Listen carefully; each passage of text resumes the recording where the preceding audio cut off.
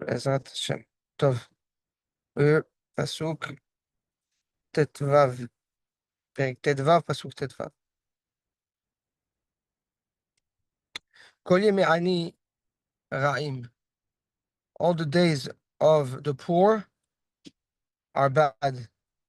וטוב לב, and the one that has a good heart, משתה תמיד, is always in festivities.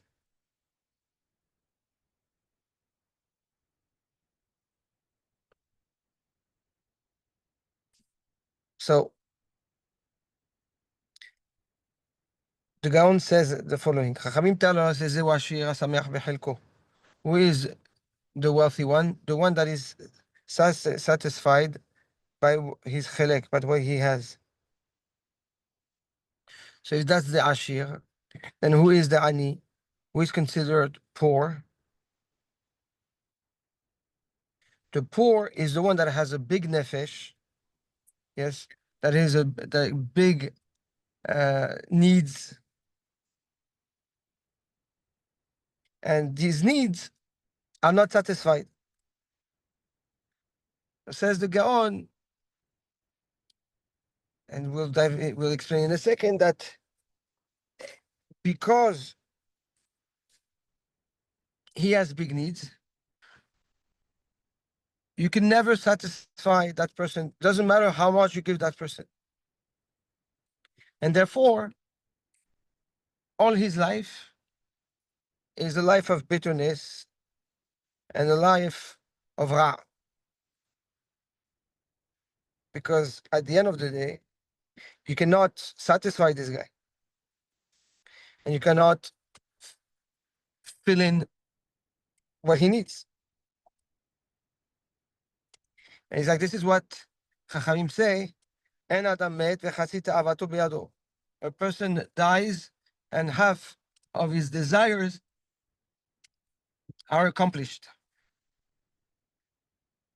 Here there is a very important yesod of the Ramban, of the Gaon.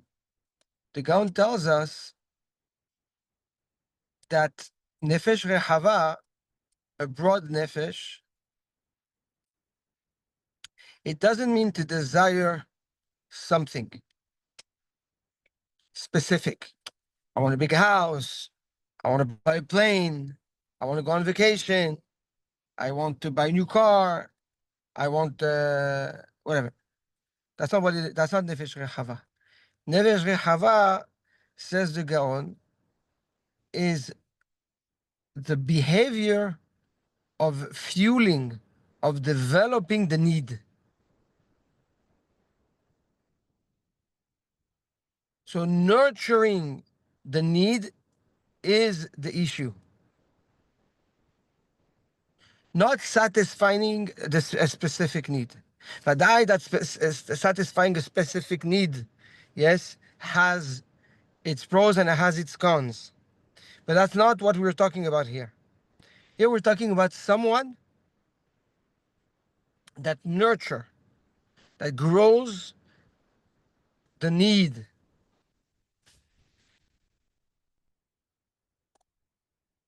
And since the person is focused on the need more than on his accomplishments and on what he has, therefore it doesn't matter what you give, because once you satisfy something, the need is still there for something else.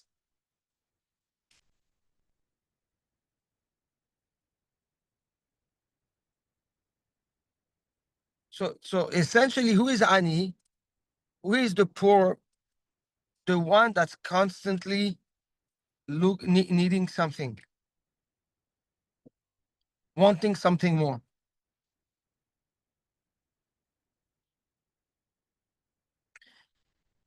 Like Chachamim say, יש לו מנה, רוצה 200. It's all about the rotze. It's all about the desire. It's all about the wanting more. The problem is not the 200. If it was the 200, he would get the 200. And he would be satisfied with the 200. But it's not about that. It's about the ratzon, it's about the roitze. That's the chidush of the Gaon.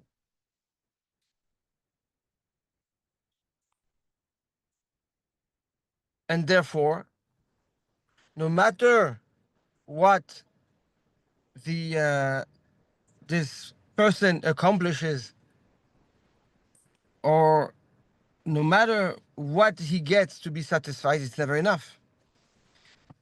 And since he's always busy with the need, he's always focusing on the void, on what he doesn't have, on what he needs to get. And that's Raim. This is a bad life.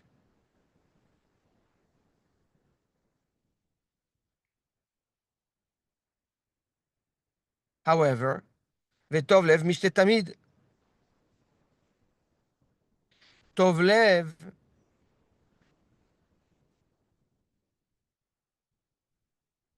says the Gaon, is somebody that is mistapek b'ma sheyesh lo. He's satisfied with what he has. The definition of a good heart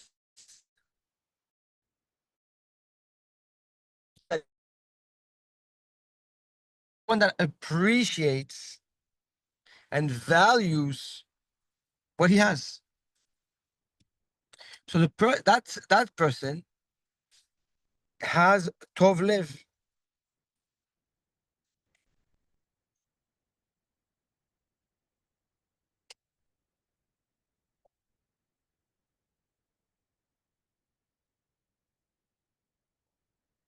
And therefore, since he appreciates what he has and he's satisfied by what he has, so for him, he's always besimcha. His life is like the life of a mishteh. He feels like he's satisfied, like he would be at the feast. Why dafka mishteh? So the Gaon explains that when you make a mishteh, when you make a feast, yes, you serve wine. As to the Baal Bayit that makes the feast, he has all these guests, and he's feeding them well, and everybody's drinking and are happy, and he sees everybody enjoying themselves, and he drinks wine.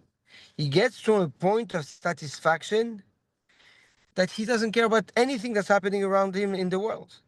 Nothing matters. Because at that specific moment, everything is beautiful, everything is perfect. However, that's because the guy drank a little bit. So, yeah, he took off on a journey. Now, when he's going to wake up the next morning, he realizes that he's back to a bitter reality. That's the shetu yayin. Somebody that's the feeling good because of wine. However, when a person is satisfied and feels great because he appreciates what he has, because he is filled with satisfaction from what he has, so the individual now feels that simha at all time. That never ends.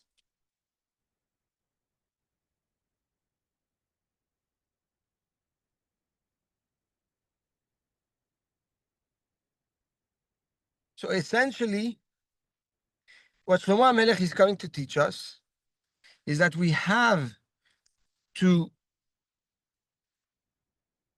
evaluate and value what Akadosh Baruch Hu has given us, number one. Then focus on appreciating everything that he has given us. And that by not taking for granted anything, by understanding that anything that has been given can be taken away. And that there's, that's emunah and bitachon. When a person understands all this, then he gets filled, he gets complete. Okay? His voids are being waved, even filled, not waved, filled by the simcha and the satisfaction of what he has. And that brings a person to a place of joy that allows him to share, that allows him to to be himself and to be abundant and to be giving and to be empowering, and is untouchable. Nobody can break him.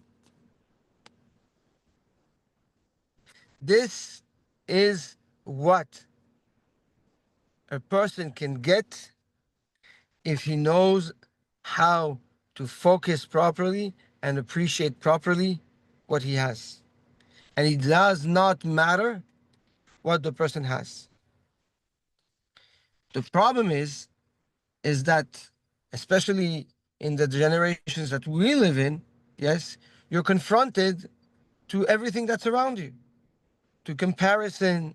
You're confronted and exposed to the speedy growth and development of Olam Hazeh, yes, whether it's when you walk in the streets, whether it's on the phone, whether it doesn't stop. So you feel like you're always behind the apple, right? Which makes it very difficult to stop and focus and appreciate what you really have and put things back in perspective. So in our case today, in order to apply what Shlomo HaMelech is teaching us, we have to give ourselves the opportunity to take a step back from all that pressure and noise and this distraction that surrounds us, in order to have the opportunity to start focusing, evaluating, valuing, appreciating, and being satisfied from what HaKadosh Baruch Hu has given us.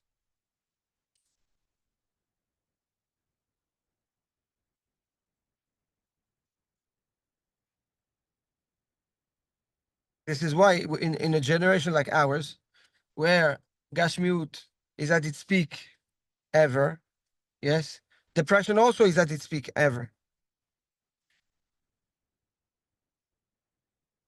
People committing suicide, and what's the problem? Because it's never enough. Because the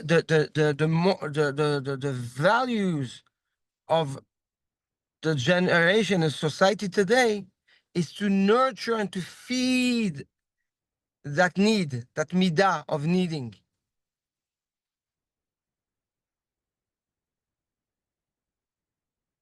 Right? That's what keeps the economy going.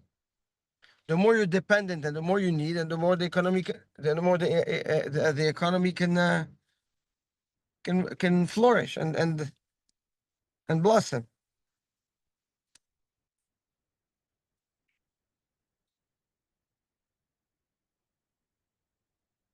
Good.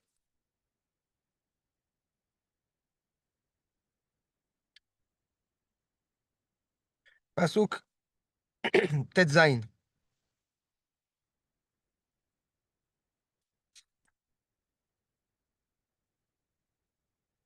Tov me'at be'irat Hashem. You're better off with a little bit with fear of Hashem. Me'ot tzarav, than a lot of wealth. Umhumabo, with umhumabo, the right word is with questions that are uh, with question marks about it.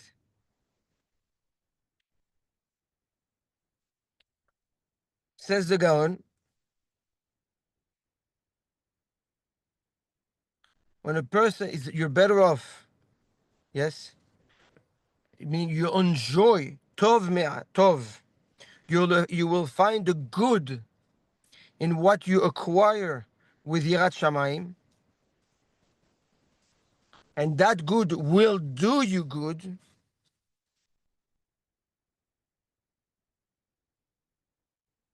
more than wealth that was amassed, that he gathered, umhumabo, says the Gaon, with trickery and gezel and manipulation. And he explains.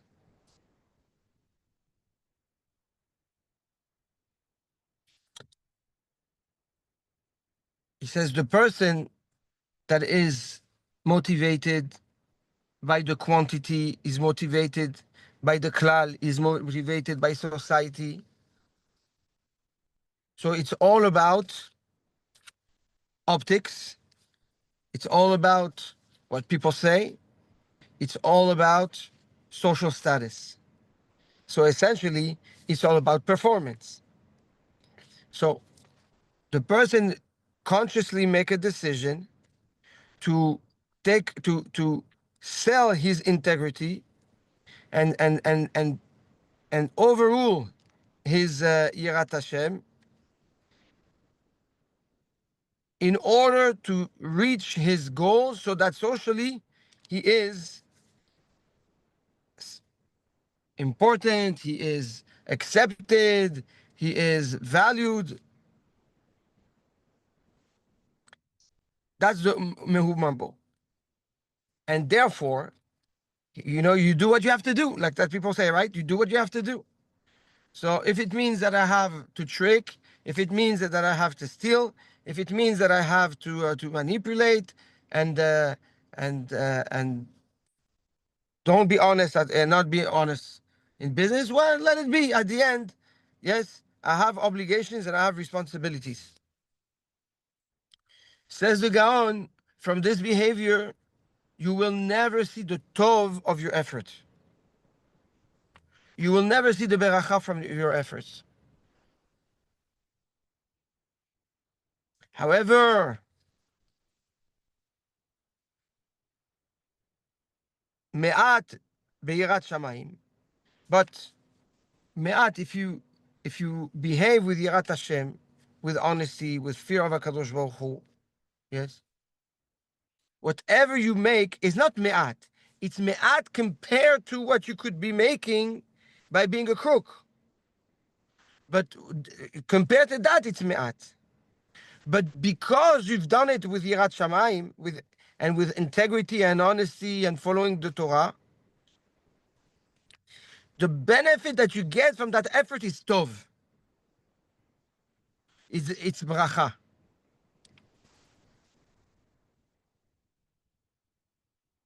So once again, one is motivated by social pressure, and the other one is motivated by Hashem, by Yirat Hashem. That's really what it comes down to. So the one that's motivated by society, there's no tov in the outcome of his efforts, and the one that is motivated by Hakadosh Baruch Hu, by Yirat Shamayim, yes, it doesn't matter how me'at it is compared to what he could have made, but it's tov, it's good, it's blessed.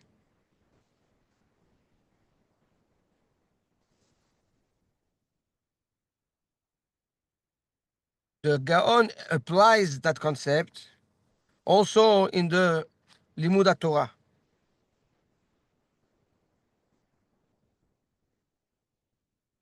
A person says can learn a lot of Torah. He has a good mind, he has a good head, he's a Talmid Chacham, but he's learning a lot of Torah. But that Torah that he learns, it doesn't have Yirat Shamayim. Why? Because he wants to sound smart, he wants to be a Dayan, he wants a job, he wants to be Rosh Hashiva, he wants kavod, he likes to hear himself speak. So all this is called Mehu Mabo. This is the contaminated efforts. And sometimes he does learn Leshem Shamayim. Sometimes he does learn for the right reasons. So says the Gaon, those few times that he learns for the right reasons are more valuable to him in the future בעולם הזה and in העולם הבא, then everything is learned for the wrong reasons.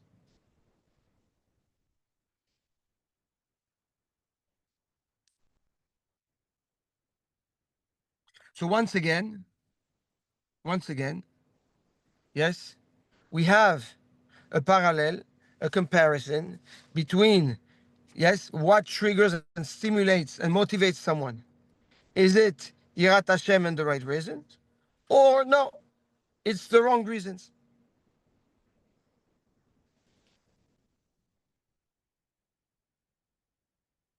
Good?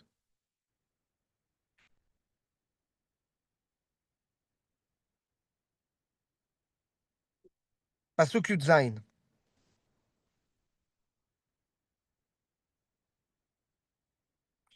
Tov aruchat yarak ve'ahava sham. You're better off eating, yes, vegetables where there's love, mishor avuz vesin avo, than a full ox, fat full ox, and there's hate there.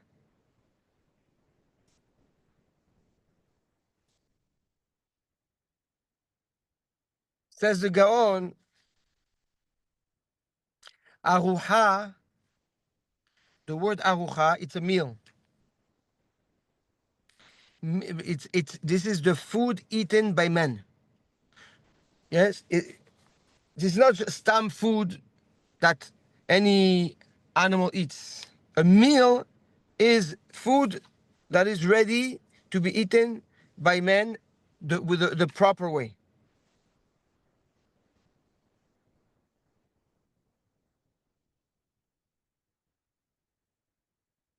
Says the Gaon, you're better off having a limited meal of basics, even if it's only vegetables and nothing else. But your meal is accompanied with ahava, with love. In the right company, with the right people, yes, for the right reason,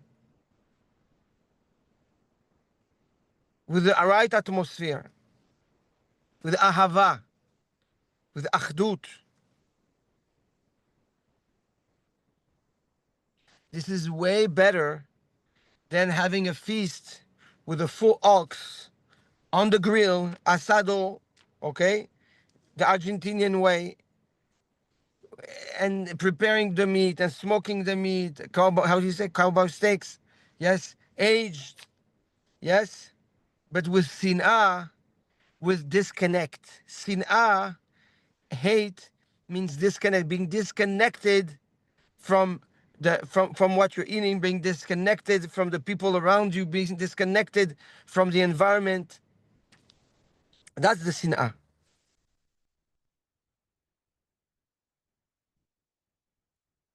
And I think that most people today eat their meals besin'ah, not be'ahava.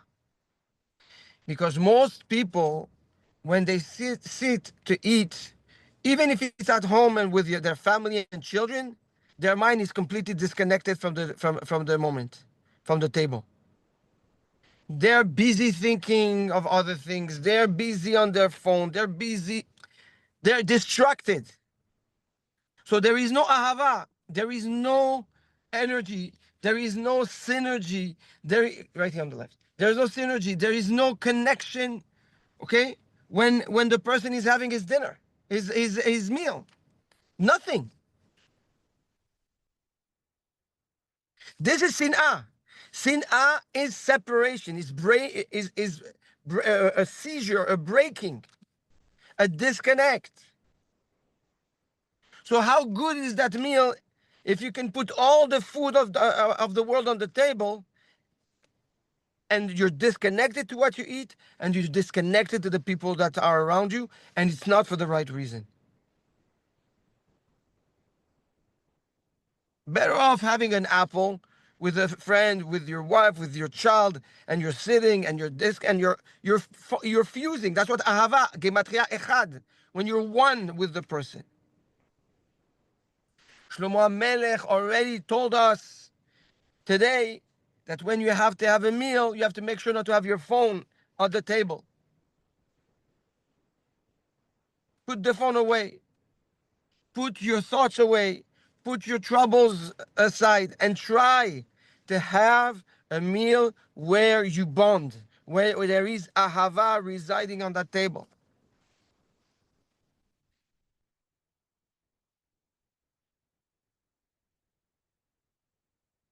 Once again, this is the influence of the street. This is the influence of society. Even when people go, it's interesting. If you go to on a business lunch or a business dinner, everybody's focused. At that point, everybody's focused because there's a common interest. It's selfish. It's how much I can take and how much you can give. How much I can give and how much you can take. That's what it's about. So we nurture an interest, but it's not really a meal. It's not a meal. Very rare you're going to have a business meal, a business, and you really appreciate what you eat and you appreciate the moment. It's just another meeting. That's all it is. It's around food.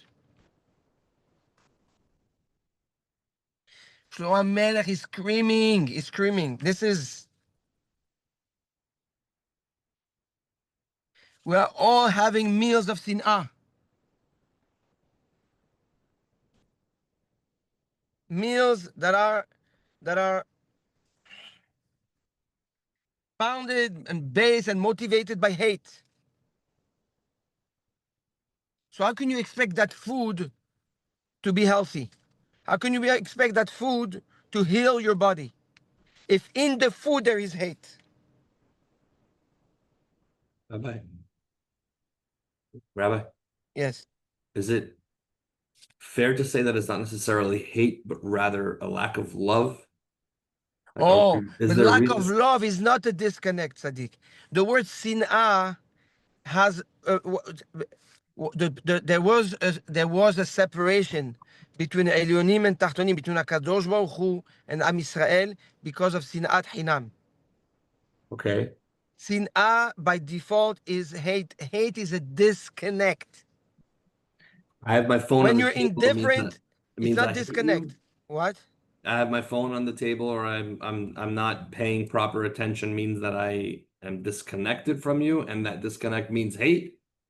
Well, listen, I was once told that if you come and you sit and you have your phone at a meeting, the person that's across the table is not important enough. Because if he was important, you wouldn't put your phone. And if you put your phone, I mean, he's important until your phone rings or until you get the message. So he's not that important. Now, again, there's always exceptions to the rule. I'm not, but we're talking about the general concept here.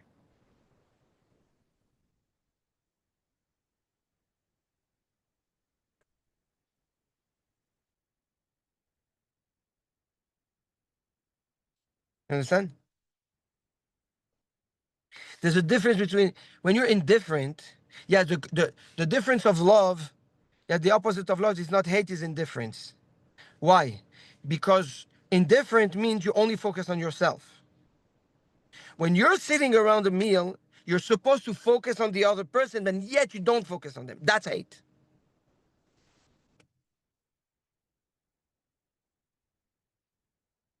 So there's a hidush here that, meaning, when on a more spiritual level, yes, do you eat love or do you eat hate? That's the bottom line. You're not eating vegetables and you're not eating meat. You're eating ahava or you're eating sin'ah. With all the outcome to it.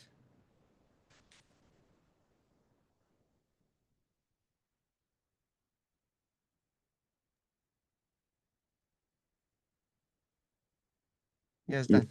What did you say? If you're sitting with the family and you're not focused on them, then that is hate in itself. You're Yes. focused because you're focused. You're busy with your email and you're not busy with your kids. You know, the meal by default is an arucha. That's what he said. The introduction is arucha, lo ochel. He doesn't say what he said aruchat yerek. An arucha is a meal. A meal you have, you're sharing food with people you're connected to, with people, with somebody. Yes, you don't sit and eat with a stranger. You sit and eat with someone you have a common interest with, or yes, your family you have interests, so you eat. And usually when you bring to the table food to your family is the fruit of your effort and your sacrifice to give them, okay, strength, stability, health, opportunity, a better future. Now when that moment comes, yes, which is every day, and you're not around, what does it mean you're not around? You're sitting, you're eating the same food, but you're not having a meal. At that point, you are eating hate. They might eat love, but you're eating hate. Could you say? I mean, it's a stretch, but then could you say if the husband is at work and can't make it home for dinner? That's different. We're not talking about that. Then you're not having a meal. Okay, you're That's not not there. what we're talking about. We're talking when you're at the table and you're not present.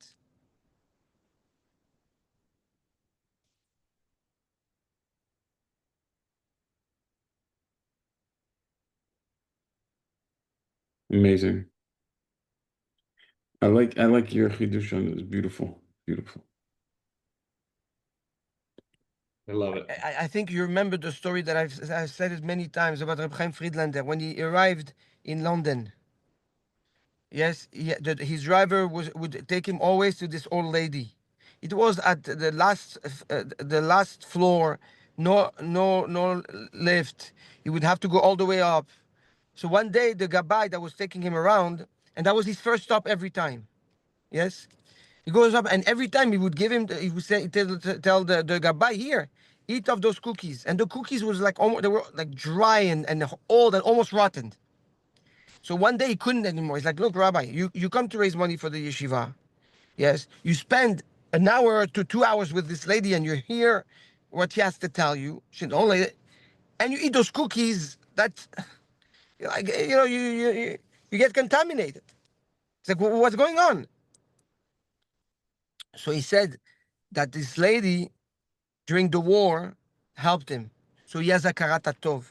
And he's like, the cookies, when you eat, you're not eating cookies, you're eating yirat shamayim. Here is the same thing. In your meal, do you eat ahava or do you eat sin'ah? Whatever you eat will have an impact on your nefesh and on your body. So the stretch that I'm saying, and I'm taking responsibility for what I'm saying, when you eat ahava, that food will heal you. When you eat sin'ah lo alenu, it will do the opposite to a body.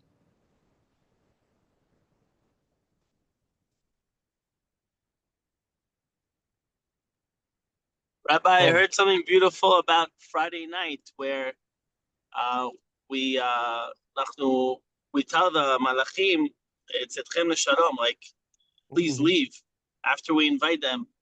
So I heard something nice that it's Friday night's only between us and our children.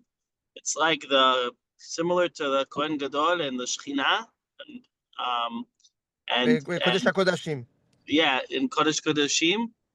And it's the same thing, the same idea where Friday night is the most important time of the week where you could basically connect with your children.